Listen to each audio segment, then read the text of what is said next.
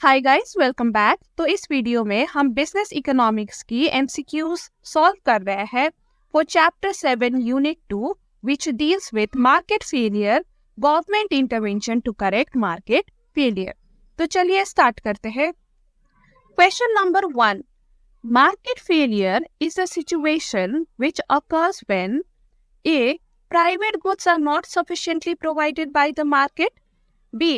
Public goods are not sufficiently provided by public sector. C. The market failed to fund or they allocate resources efficiently. या फिर D, B and C above. देखिए, market failure हम तब कहते हैं जब कोई भी गुड्स या फिर सर्विस की या तो मार्केट ही ना हो, ठीक है, या तो नो मार्केट वाली सिचुएशन हो, या फिर मार्केट तो हो लेकिन मार्केट में चीजें या तो अंडर प्रोड्यूस्ड हो या तो ओवर प्रोड्यूस्ड हो, राइट। तो इस सिचुएशन में हम मार्केट फेलियर कहते हैं। तो देखिए, यहाँ पे हमारा करेक्ट ऑप्शन होगा ऑप्शन सी, क्योंकि ऑप्शन सी क्या कह रहा है? ऑप्शन सी कह रहा है कि the market fail to form, यानी कि मार्केट ही नहीं है, नो मार्केट, और दे एलोकेट रिसोर्सेज, यहाँ पे एक्चुअली इनएफिशिएंटली होना चाहिए था, ठीक है, और दे एलोकेट रिसोर्सेज इनएफिशिएंटली। देखिए, जब रिसोर्सेज इनएफिशिएंटली एलोकेट होता है तब जाके या तो अंडर प्रोडक्शन या तो ओवर प्रोडक्शन होता है, राइट। सो देखिए, यहाँ पे दोनों सिचुएशन पॉइंट आउट करी गई है ऑप्शन सी में। So option C would be the correct answer. The market fail to form और they allocate resources inefficiently. Question number 2, which of the following is an example of market failure? इनमें से market failure का example कौन सा है? Option A, prices of goods tend to rise because of shortages. देखिए, अगर genuine shortage की वजह से प्राइस राइज हो रही है तो वो मार्केट फेलियर नहीं है। देखिए, डिमांड एंड सप्लाई में जब इम्बैलेंस होती है तो तब जाके शॉर्टेज होती है, प्राइस भी राइज होती है, राइट। तो ये एक नॉर्मल मार्केट कंडीशन है, ये कोई मार्केट फेलियर नहीं है। लेकिन अगर कोई आर्टिफिशियल शॉर्टेज क्रिएट करने की कोशिश कर रहा है बिकॉज ऑफ मार्केट पावर, ठीक है, मोनोपोली पावर की वजह से अगर कोई जानबूझ के शॉर्टेज क्रिएट कर रहा है एंड प्राइस इंक्रीज कर रहा है तो वो मार्केट फेलियर होती है। लेकिन देखिए, यहाँ पे ऑप्शन में हमें ये नहीं बताया गया कि ये आर्टिफिशियली शॉर्टेज क्रिएट किया है, राइट।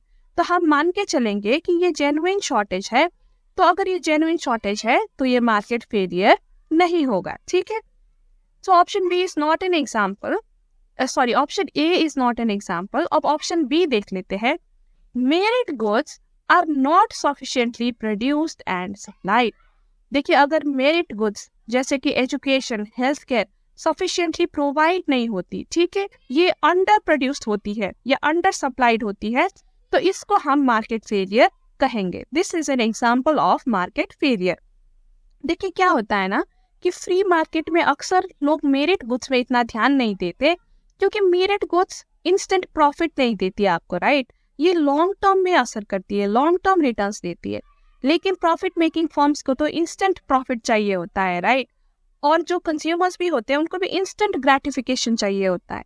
तो ऐसे सिचुएशन में अक्सर देखने को मिलता है फ्री मार्केट में कि जो मेरिट गुड्स है ये सफिशिएंटली प्रोवाइडेड नहीं होती, तो इसके लिए गवर्नमेंट की इंटरवेंशन की जरूरत होती है, right.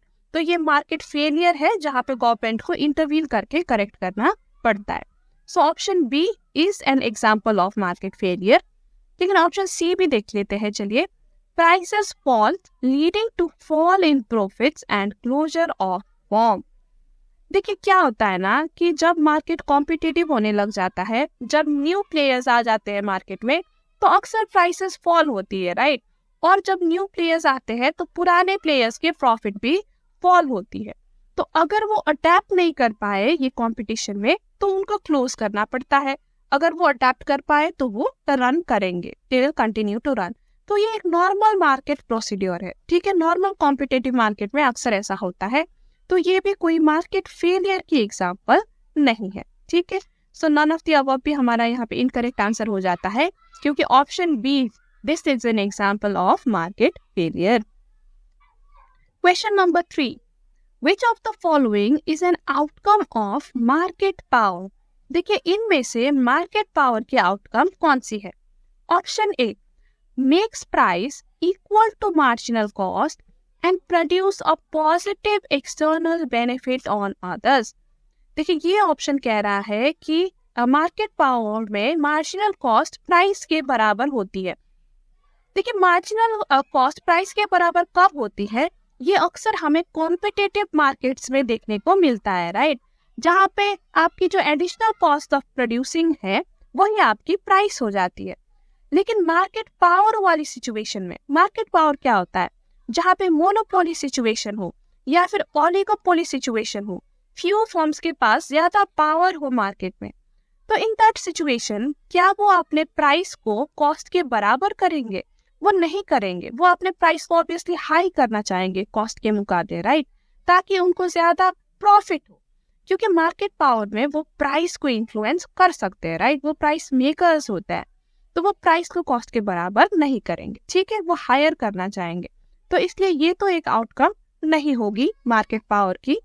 B, can cause market to be efficient due to reduction in cost. देखिए मार्केट पावर में मार्केट एफिशिएंट नहीं होता, इनफैक्ट वो इनएफिशिएंट होता है।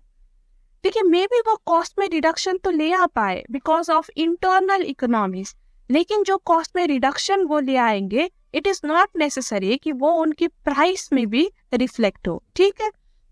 तो इस वजह से मार्केट इनएफिशिएंट ही रहती है, तो ये भी एक आउटकम नहीं है। Option C, makes the firm price makers and restrict output so as to make allocation inefficient. तो ये करेक्ट ऑप्शन है, ये एक आउटकम हो सकता है मार्केट पावर की। देखिए वो क्या करते हैं, वो आउटपुट रेस्ट्रिक्ट करके आर्टिफिशियल शॉर्टेज बनाने की कोशिश करते हैं, राइट। तो जब आर्टिफिशियल शॉर्टेज होता है तो वो अपने प्राइस को इंक्रीज कर सकते हैं। अब क्योंकि वो प्राइस मेकर्स है ना, उनका इन्फ्लुएंस होता है प्राइस में, तो वो शॉर्टेज क्रिएट करके, आर्टिफिशियल शॉर्टेज क्रिएट करके प्राइस को इंक्रीज करके एलोकेशन इनएफिशिएंसी ले आ सकते हैं। मार्केट पावर में ऐसा हो सकता है, ठीक है। So this can be an outcome of market power. So option C is the correct option. देखिए ऑप्शन डी कह रहा है B and C above, B तो नहीं है आउटकम, सो ये भी इनकरेक्ट हो जाता है। करेक्ट ऑप्शन इज ऑप्शन सी।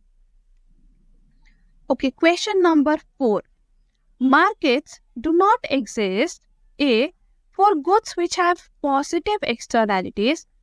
देखिए उन गुड्स जिनकी पॉजिटिव एक्सटर्नैलिटीज होती है, जैसे कि एजुकेशन या हेल्थ केयर, तो क्या इनकी मार्केट ही नहीं होती? देखिए मार्केट तो इनकी होती है, लेकिन शायद इनफ मार्केट ना हो, राइट। तो हम ये नहीं कह सकते कि market do not exist for such goods, तो ये ऑप्शन इनकरेक्ट हो जाता है।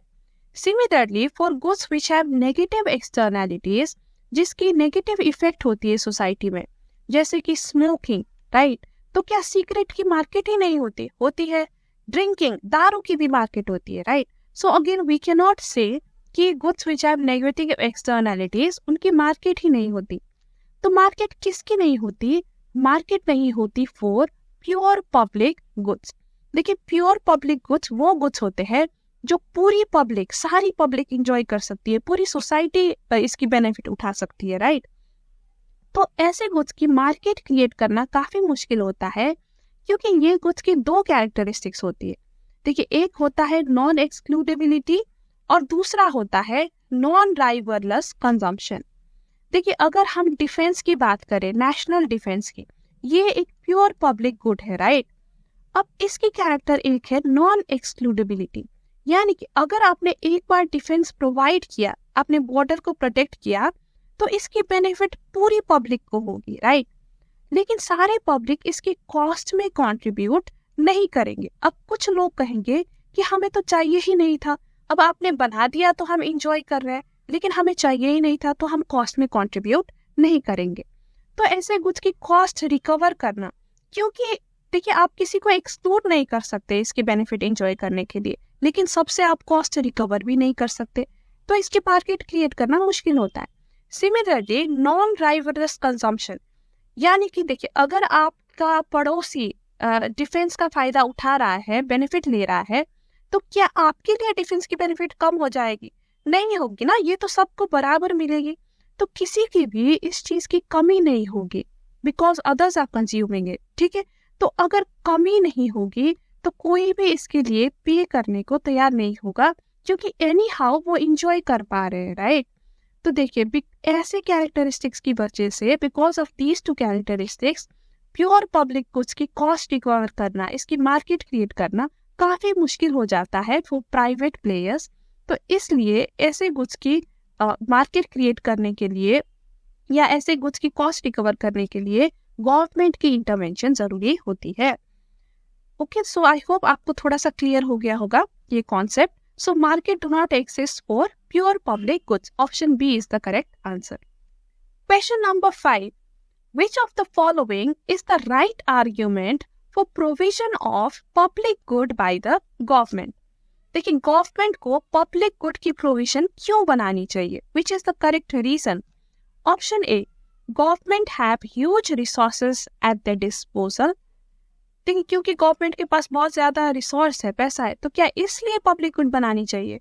तो ये तो मुझे करेक्ट नहीं लग रहा, right. Public goods will never cause any type of externality. देखिए पब्लिक गुड का कोई फायदा या नुकसान नहीं होगा सोसाइटी के लिए। तो क्या ये करेक्ट स्टेटमेंट है? नहीं, पब्लिक गुड का सोसाइटी के लिए बेनिफिट होता है, राइट, पॉजिटिव एक्सटर्नैलिटी होती है। सो ये भी इनकरेक्ट हो गया। Option C, markets are unlikely to produce sufficient quantity of public goods. तो ये बिल्कुल करेक्ट रीजन है कि क्यों गवर्नमेंट को प्रोवाइड करना चाहिए, क्योंकि अगर आप मार्केट को छोड़ दो, फ्री मार्केट को छोड़ दो, तो वो सफिशिएंट क्वांटिटी में शायद पब्लिक गुड्स प्रोड्यूस ना करे, ठीक है, तो इसलिए गवर्नमेंट को करनी चाहिए। ऑप्शन डी क्या कहता है? देखिए provision for public goods are very profitable for government. नहीं, एक्चुअली प्रॉफिटेबल नहीं होता, राइट। इसकी रिटर्न भी काफी लॉन्ग टर्म में आती है पब्लिक गुड्स की, तो ये प्रॉफिटेबल नहीं होता, लेकिन ये सोशली बेनिफिशियल होता है, तो इसलिए गवर्नमेंट इसको प्रोवाइड करती है। So option D is also incorrect कि ये मॉनिटरी रूप में प्रॉफिटेबल नहीं होता। सो करेक्ट ऑप्शन यहाँ पे option C, market are unlikely to produce sufficient quantity of public goods, तो इसलिए गवर्नमेंट को प्रोवाइड करनी पड़ती है। Question number 6, adequate amount of pure public goods will not be provided by private market because of A, the possibility of free riding, B, the existence of very low prices and low profits, C, governments would anyway produce them so there will be overproduction, या फिर D, there are restrictions as well as taxes on the production of public goods। देखिए यहाँ पे answer है आपका the possibility of free riding. देखिए हमने दो कैरेक्टरिस्टिक्स पढ़ी थी प्योर पब्लिक गुड्स की, non excludability and non rivalrous consumption, right. अब क्या होता था कि आप किसी को भी एक्सक्लूड नहीं कर सकते प्योर पब्लिक गुड्स एंजॉय करने में। एक बार आपने ये गुड प्रोवाइड कर दिया तो सब एंजॉय करेंगे, लेकिन सब कॉस्ट में कंट्रीब्यूट नहीं करेंगे, राइट, तो वो फ्री में एंजॉय करेंगे। तो अगर देखिए लोग फ्री में एंजॉय कर रहे हैं तो ऐसे गुड्स की कॉस्ट कैसे रिकवर होगी, राइट, रिकवर होना बहुत मुश्किल होगा। तो इसलिए जो प्राइवेट प्लेयर्स है वो ऐसे गुड्स प्रोवाइड नहीं करना चाहते, क्योंकि अक्सर इनमें फ्री राइडिंग की प्रॉब्लम देखी जाती है, यानी कि लोग फ्री में इनको एंजॉय करते हैं लेकिन सब लोग इसके कॉस्ट में कंट्रीब्यूट नहीं करते, और आप एक्सक्लूड भी नहीं कर सकते इनको एंजॉय करने में, राइट। जैसे कि हमने डिफेंस का एग्जाम्पल लिया था, तो क्या आप कह सकते हो कि आपको हम डिफेंस नहीं प्रोवाइड करेंगे, आपके नेबर को प्रोवाइड करेंगे? वो पॉसिबल ही नहीं होगा। देखिए अगर बॉर्डर प्रोटेक्ट हो रहा है तो सबको इसकी बेनिफिट मिल रही है, लेकिन सब कॉस्ट में कंट्रीब्यूट नहीं कर रहे हैं, राइट। सो इस वजह से हमेशा प्योर पब्लिक गुड्स की एक प्रॉब्लम क्या रहती है? The possibility of free riding. तो इस वजह से प्राइवेट मार्केट्स, प्राइवेट प्लेयर्स इसमें ऐसे गुड्स प्रोवाइड नहीं करना चाहते। Okay, so correct option is option A. Question number 7, the free rider problem arises because of A, ability of participants to produce good at zero marginal cost, marginal benefit cannot be calculated due to externalities present, C, the goods or service is non-excludable, या फिर D, general poverty and unemployment of people। देखिए free rider problem आती है because the goods and services are non excludable. हमने अभी भी ये चीज डिस्कस करी थी, राइट, कि जो पब्लिक गुड्स है उसकी कैरेक्टरिस्टिक्स क्या होती है? Non excludability and non rivalrous consumption, क्योंकि आप किसी को भी वंचित नहीं कर सकते वो गुड्स से, सबको एंजॉय, सब उसकी बेनिफिट ले सकते हैं एक बार आपने प्रोवाइड कर लिया। तो इसलिए कुछ लोग बिना पे करे भी उसका बेनिफिट लेते हैं, ठीक है। तो इस वजह से एक फ्री राइडर प्रॉब्लम अराइज हो जाती है। So correct option is option C. Question number 8. A chemical factory has full information regarding the risks of a product but continues to sell it. This is possible because of asymmetric information, moral hazard, free riding या फिर A and C above. देखिए chemical factory जो supplier है right seller है उसके पास तो पूरा information है रिगार्डिंग उसकी प्रोडक्ट की रिस्क, क्या क्या उसके प्रोडक्ट की रिस्क है उसको सारा पता है, लेकिन जो बायर है बेचारा उसको सारा रिस्क नहीं पता है राइट, तभी तो वो खरीद रहा है। अगर उसको भी सारा रिस्क पता होता तो वो क्यों खरीदता। तो ये कारण ये पॉसिबल है बिकॉज ऑफ एसिमेट्रिक इंफॉर्मेशन, यानी कि दो पार्टी है यहाँ पे ट्रांजैक्शन में, सेलर एंड बायर राइट। तो इन दोनों में से एक इंसान के पास तो, एक पार्टी के पास तो फुल इंफॉर्मेशन है लेकिन दूसरी पार्टी के पास इंफॉर्मेशन नहीं है, इसको हम एसिमेट्रिक इंफॉर्मेशन कहते हैं। तो इसकी वजह से बायर बेचारा खरीद रहा है क्योंकि उसको रिस्क ही नहीं पता है ना। सो correct option is a, asymmetric information. Question number 9. If an individual tends to drive his car in a dangerously high speed because he has comprehensive insurance cover, it is a case of A. free riding, B. moral hazard, C. poor upbringing या फिर D. inefficiency। देखिए यहाँ पे हमारा answer है B, moral hazard. देखिए moral hazard क्या होता है, ये एक ऐसी सिचुएशन होती है जहाँ पे एक पार्टी ठीक है अपने आप को रिस्की बिहेवियर में इन्वॉल्व करता है क्योंकि उस रिस्क का कॉन्सिक्वेंस उसको नहीं बियर करना पड़ता, वो कोई और पार्टी ठीक है अनदर पार्टी बियर करती है उसका कॉन्सिक्वेंस।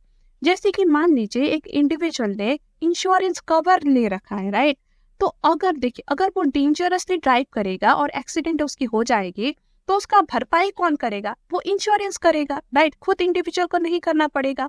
तो इसलिए इंडिविजुअल जानबूझ के रिस्क लेता है क्योंकि इस रिस्क का कॉन्सिक्वेंस उसको नहीं आएगा, थर्ड पार्टी को आए, इंश्योरेंस कवर को आए ठीक है। तो ऐसे जो बिहेवियर है, ऐसे सिचुएशन जो है जहाँ पे रिस्क तो एक पार्टी ले रहा है लेकिन कॉन्सिक्वेंस किसी और को बियर करनी पड़ रही है उसकी, उसको हम मोरल हैजर्ड कहते हैं। Question number 10.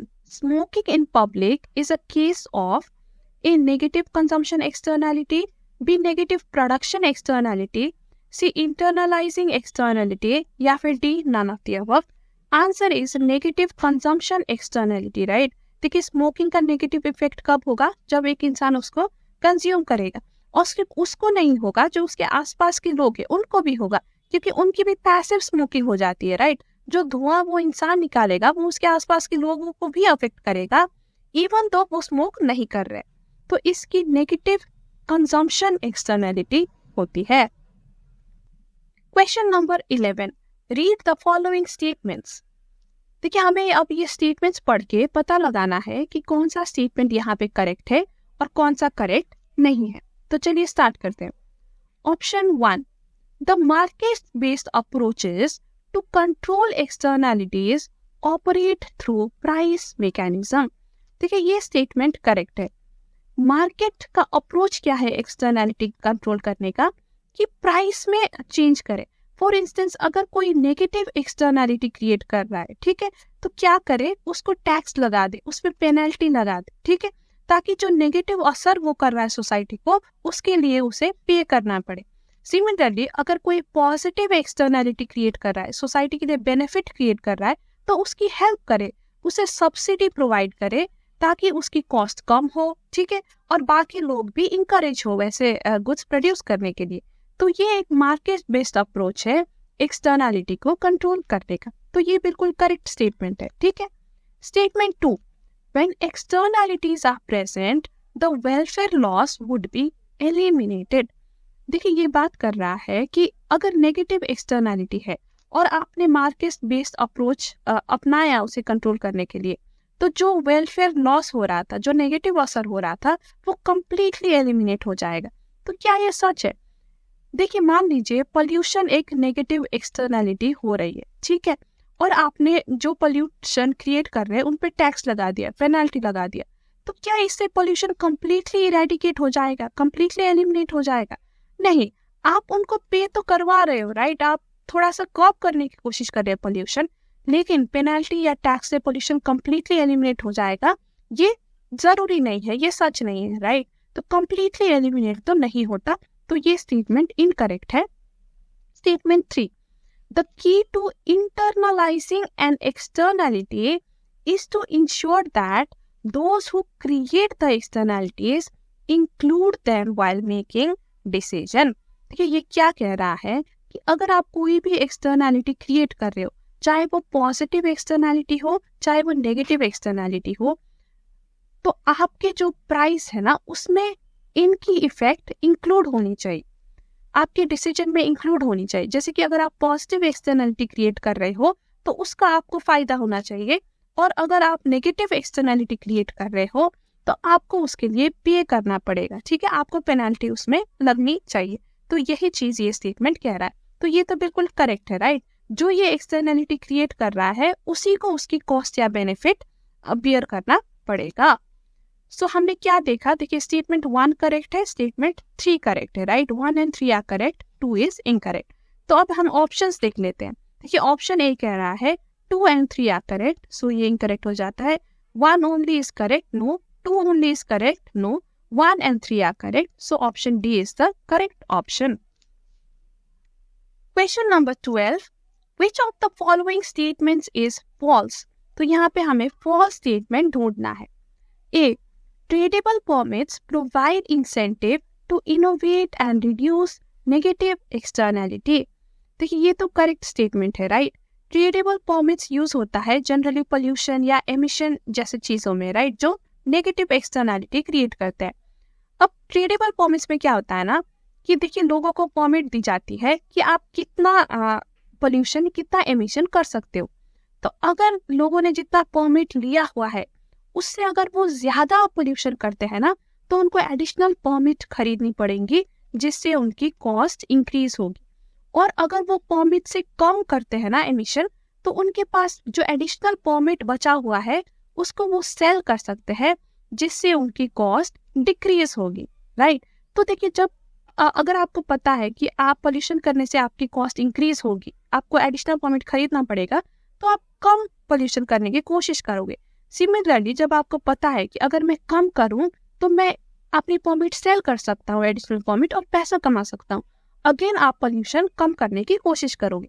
तो ये चीज एक इंसेंटिव प्रोवाइड करता है पोल्यूशन कम करने के लिए, ठीक है, नेगेटिव एक्सटर्नैलिटीज कम करने के लिए। So option A is correct.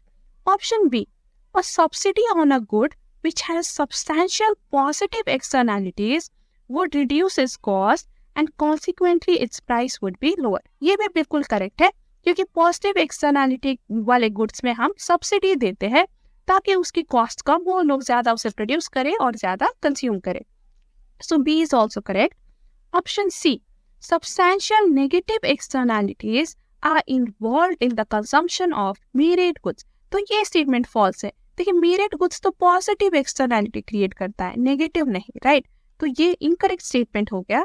Option D, merit goods are likely to be under produced and under consumed through market mechanism. ये भी बिल्कुल सच है, राइट। अगर सिर्फ मार्केट पे छोड़ दे, अगर गवर्नमेंट इंटरवीन ना करे, तो मेरिट गुड्स अंडर प्रोड्यूस होगी और अंडर कंज्यूम्ड होगी, क्योंकि ये ज्यादा इंस्टेंट प्रॉफिट नहीं देते लोगों को, राइट। तो जो प्राइवेट प्लेयर्स है ये ज्यादा बनाना नहीं चाहेंगे। तो देखिए ए, बी एंड डी तो करेक्ट है, जो फॉल्स स्टेटमेंट है वो सी है। Question number 13, which one of the following would you suggest for reducing negative externality? A, production subsidies, B, excise duty, C, Piggyvian taxes, या फिर D, all of the above। देखिए the answer is C, Piggyvian taxes। ये taxes बनाया है इसलिए गया है कि जो नेगेटिव एक्सटर्नैलिटी है उसको इंटरनलाइज किया जाए। जैसे कि फॉर इंस्टेंस जो ये एक्सटर्नैलिटी प्रोड्यूस करेगा, नेगेटिव इफेक्ट प्रोड्यूस करेगा सोसाइटी में, तो वो कैलकुलेट किया जाए कि वो कितना नेगेटिव इफेक्ट प्रोड्यूस कर रहा है, राइट। तो जितना वो कर रहा है उतना ही फिर उसको टैक्सेस में पे कराया जाए। तो इसीलिए ये पिग्गिवियन टैक्सेस बनाया गया है। देखिए जो प्रोडक्शन सब्सिडीज है ये तो पॉजिटिव एक्सटर्नैलिटी में दिया जाता है, राइट। और जो एक्साइज ड्यूटी है ये तो नॉर्मल मैन्युफैक्चरिंग गुड्स में होता है, नॉट नेसेसरली वही गुड्स जो नेगेटिव एक्सटर्नैलिटी क्रिएट करे। तो ये दोनों ऑप्शन इनकरेक्ट हो जाता है। Correct option is C. Question number 14. A Pigouvian subsidy A cannot be present when externalities are present. देखिए Pigouvian subsidy present होता है in case of positive externality, तो कोई भी externality में ये present नहीं होगा, कहना गलत होगा. B is a good solution for negative externality as price will increase. नहीं, ये तो positive externality के लिए solution है, negative के लिए नहीं, तो ये भी incorrect है. Is not measurable in terms of money and therefore not practical. नहीं, it is measurable in terms of money. तभी तो ये cost से हम कम कर रहे हैं, right? measure करके ही कम कर रहे हैं. So ये भी incorrect हो जाता है. Option D may help production to be socially optimal where positive externalities are present. तो ये बिल्कुल करेक्ट है. ये पॉजिटिव एक्सटर्नैलिटी के केस में यूज किया जाता है, कॉस्ट कम किया जाता है सब्सिडी देके, ताकि इनकी प्रोडक्शन करने को लोग इंकरेज हो और सोशली ऑप्टिमल लेवल में ये प्रोड्यूस हो. सो correct option is option D. Question number 15. If government makes it compulsory to avail insurance protection, it is because A. Insurance companies need to be running profitably. B. Insurance will generate moral hazard and adverse selection. C. Insurance is a merit good and government wants people to consume it. या फिर D. None of the above. The answer is C. Government क्यों compulsory कराएगी? Government तब compulsory कराएगी अगर उनको लगेगा कि ये merit good है, इससे इंडिविजुअल की भी फायदा होगी, समाज की भी फायदा होगी, तो तब जाके गवर्नमेंट इसको कंपल्सरी कराएगा, because government wants people to consume it, right? So correct option is C. Question number 16. The competition act 2002 aims to a protect monopoly position of firms that have developed unique innovations. देखिए, क्या competition act monopoly protect करने के लिए है? नहीं, ये तो competition को इंकरेज करने के लिए है, राइट? सो ये इनकरेक्ट है. To promote and sustain competition in market. So yes, this is the correct option, right? Option C कह रहा है to determine pricing under national monopoly. Again, क्या ये monopoly में price decide करने के लिए, help करने के लिए है? नहीं है ना, तो ये भी incorrect और none of the above भी incorrect हो जाता है. Correct option is B. Question number 17. Rules regarding product labeling. A. Seeks to correct market failure due to externalities. B. is a method of solving the problem of public good. C. may help solve market failure due to information failure. या फिर D. reduce the problem of monopolies in product market. देखिए, product labelling क्यों कराया जाता है?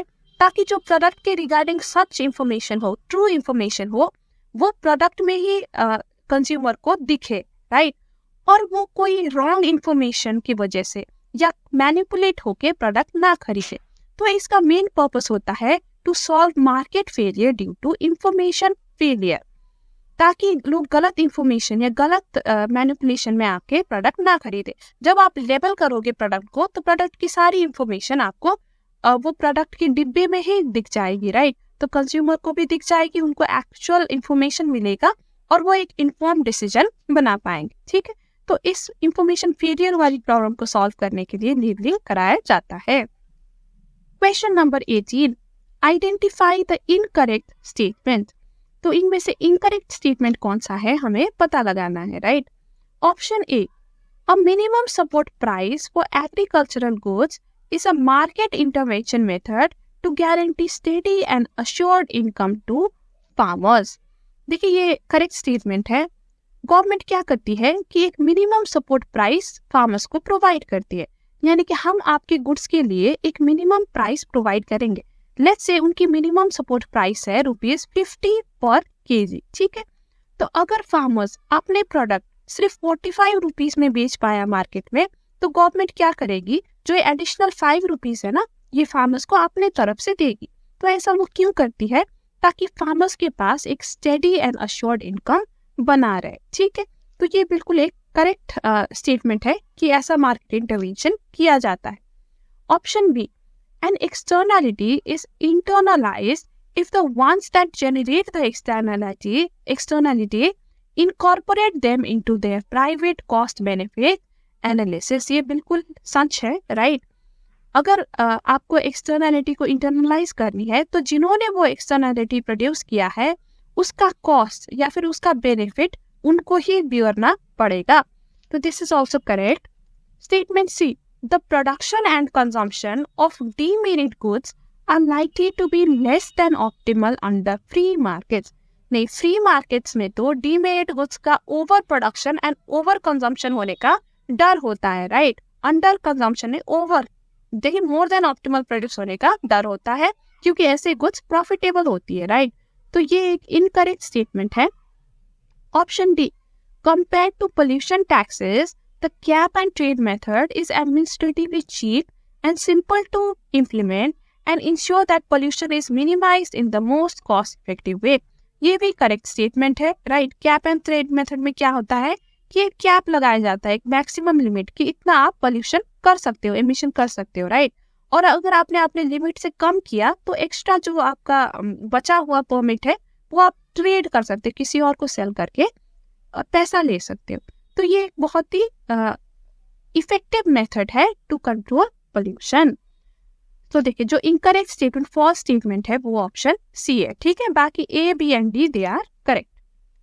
Question number 19, the incentive to let other people pay for a good और service the benefits of which are enjoyed by an individual is a case of negative externality, is a case of market efficiency, is a case of free riding या is inappropriate and warrant action. देखिए ऐसे incentive को हम free riding कहते हैं. Free riding में क्या होता है कि आप भी एक गुड और सर्विस का बेनिफिट तो ले रहे हो, राइट, लेकिन आप उसके लिए पे नहीं कर रहे हो, लेकिन कोई और उसके लिए पे कर रहा है. बेनिफिट तो सबको मिल रहा है, लेकिन कोई पे कर रहा है, कोई नहीं कर रहा है. तो जो फ्री में बेनिफिट ले रहा है उसको हम फ्री राइडर कहते हैं, और ऐसे सिचुएशन को हम फ्री राइडिंग कहते हैं. Question number 20, a government subsidy A is a market-based policy. ये correct है, right? It is a market-based policy to internalize externality. B involves the government paying part of the cost to the firms in order to promote the production of goods having positive externality. ये भी correct है, right? Subsidy positive externality वाली good में provide करती है government. And C is generally provided for merit goods, right? जिसकी positive externality होती है. So ये भी correct है. So all three are correct. So our answer would be D, all of the above. Question number 21. The production and consumption of demerit goods are A, likely to be more than optimal under free markets, B, likely to be less than optimal under free markets, C, likely to be subjected to price intervention by government, या फिर D, A and C above. देखिए जो demerit goods है, harmful goods है, अक्सर ये डर रहता है कि फ्री मार्केट्स में इनकी ओवर प्रोडक्शन हो, राइट. जितना चाहिए उससे ज्यादा, मोर देन ऑप्टिमल इनकी प्रोडक्शन हो. So they are likely to be more than optimal in free markets. और क्योंकि ये डर रहता है कि ओवर प्रोडक्शन होने का डर, तो इसलिए गवर्नमेंट यहाँ पे इंटरवीन करती है ताकि इनकी प्रोडक्शन ये कम कर पाए, राइट. थोड़ा ये इनकी रोक टोक कर पाए. So option A and C are both correct. So our correct option would be D, A and C above. Question number 22. The argument for education subsidy is based on, देखिए एजुकेशन सब्सिडी देना क्यों जरूरी है, उसके पीछे का कारण क्या है. A, education is costly. B, the ground that education is a merit good. C, education creates positive externality. या फिर D, B and C above. देखिए एजुकेशन में सब्सिडी इसलिए दी जाती है क्योंकि एजुकेशन एक मेरिट गुड है, राइट. ये पॉजिटिव एक्सटर्नैलिटी क्रिएट करती है, not because it is costly. देखिए अगर ये डीमेरिट गुड होता और कॉस्टली होता तो क्या सब्सिडी दी जाती? नहीं ना. तो कॉस्टली होने का कोई कारण नहीं होता सब्सिडी देने के लिए. कारण ये होता है कि ये एक मेरिट गुड है, इससे सोसाइटी का फायदा होगा, इंडिविजुअल का तो होगा ही, लेकिन साथ साथ में सोसाइटी और कंट्री का भी फायदा होगा एजुकेशन से. सो इसलिए इन चीजों में सब्सिडी दी जाती है. So correct option would be B and C above. Question number 23. Read the following statements. 1. Social costs are total cost incurred by the society when a good is consumed or produced. ये बिल्कुल correct है, right. Option statement 2. The external costs are not included in the firm's income statement or consumer's decision, right. ये भी correct है क्योंकि income statement में सिर्फ internal cost include होता है, not external, right. 3. Each firm's cost which is considered for determining output would be only private cost or direct cost of production which does not include external cost. ये भी correct है.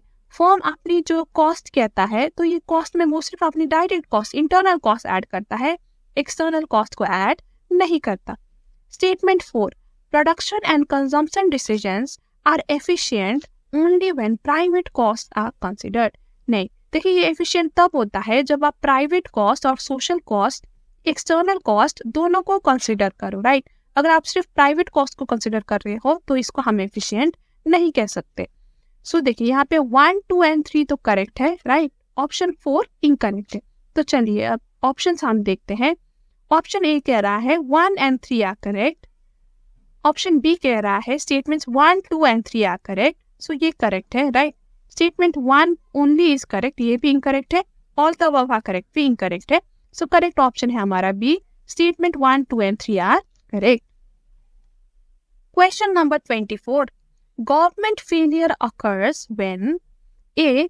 Government fails to implement its election promises on policies. B.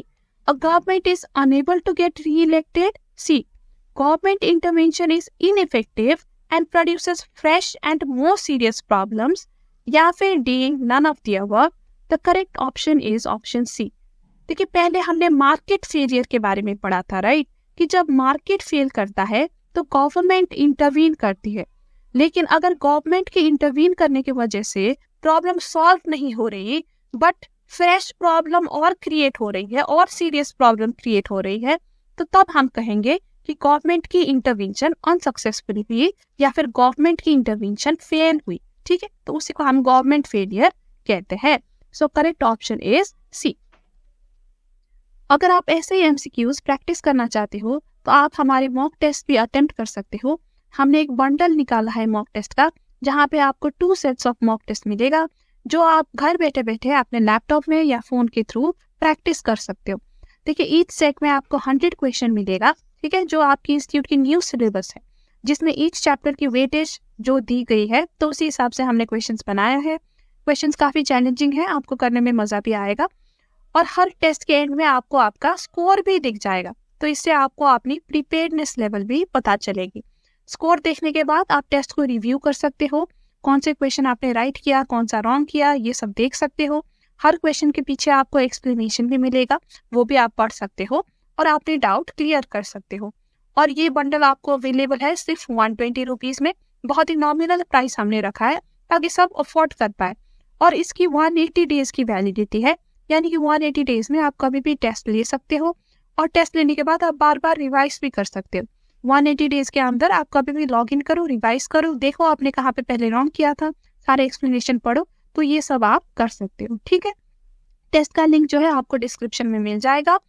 और आपको कोई भी query हो test के related या ऐसे भी कोई क्वेरी हो तो आप मेरे ईमेल आईडी में मुझे कांटेक्ट कर सकते हो या फिर आप हमारे टेलीग्राम चैनल भी ज्वाइन कर सकते हो, इसका लिंक भी आपको डिस्क्रिप्शन में मिल जाएगा। So with this we have completed all MCQs. I hope आपको समझ आ गए होंगे सारे क्वेश्चंस।